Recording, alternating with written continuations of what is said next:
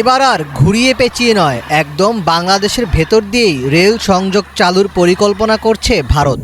ভারতের উত্তর পূর্বাঞ্চলীয় অঞ্চলকে অন্যান্য রাজ্যগুলোর সঙ্গে সংযুক্ত করতে বাংলাদেশের ওপর দিয়ে বিকল্প রেল যোগাযোগের রুট তৈরি করতে যাচ্ছে ভারত সরকার। ইতিমধ্যেই এই রেলপথ তৈরির জন্য একটি খসড়া প্রকল্প প্রস্তুত করে ফেলেছে ভারতের সরকার। ভারতীয় সংবাদ মাধ্যম টাইমস অফ ইন্ডিয়ার এক প্রতিবেদনে বলা হয়, খসড়া প্রকল্পটিতে বাংলাদেশকে যুক্ত করে 14টি নতুন রুট রাখার পরিকল্পনাও করেছে ভারত।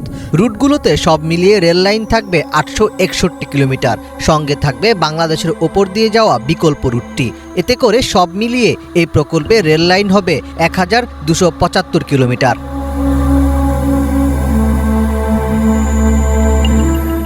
22 কিলোমিটার প্রশস্ত চিকেন নেক করিডোরটি বাংলাদেশ ও নেপালের মধ্য দিয়ে গেছে, যা আবার চীনের সঙ্গে ভারতের বিরোধপূর্ণ এলাকার মধ্যে পড়ে। ফলে সামরিক এবং বেসামরিক পণ্য পরিবহনের জন্য অত্যন্ত গুরুত্বপূর্ণ এই চিকেন নেক করিডোরের উপর নির্ভরশীলতা কমিয়ে আনতে চাইছে ভারত। মূলত এ কারণেই করিডোরটি এড়িয়ে বাংলাদেশের ভেতর দিয়ে বিকল্প রেল নেটওয়ার্ক তৈরির কথা ভাবছে দেশটির সরকার।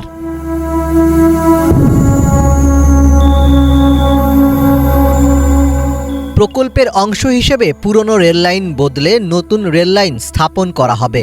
অপরদিকে বাংলাদেশে তৈরি করা হবে নতুন রেললাইন। নতুন প্রস্তাব অনুযায়ী ট্রেনটি হলদিবাড়ি থেকে যাবে ভুটান সীমান্তবর্তী ডালগাঁও স্টেশন পর্যন্ত। ডালগাঁও পশ্চিমবঙ্গের আলিপুরদুয়ার জেলার একটি স্টেশন। এই স্টেশনের একটি লাইন উত্তর পূর্ব ভারতের 7 রাজ্যকে দেশটির মূল ভূখণ্ডের সঙ্গে যুক্ত করেছে।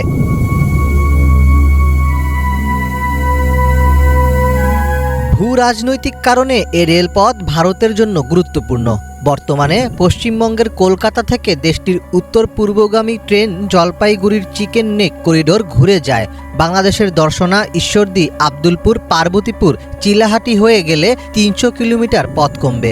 আসাম, ত্রিপুরা, মেঘালয়, মিজোরাম, মণিপুর, অরুণাচল রাজ্যের সঙ্গে বাকি ভারতের রেল যোগাযোগ সহজ হবে। তবে এর ফলে বাংলাদেশের ভূমি ও সার্বভৌমত্ব হুমকির মুখেও পড়তে পারে বলে আশঙ্কা করছেন কেউ কেউ।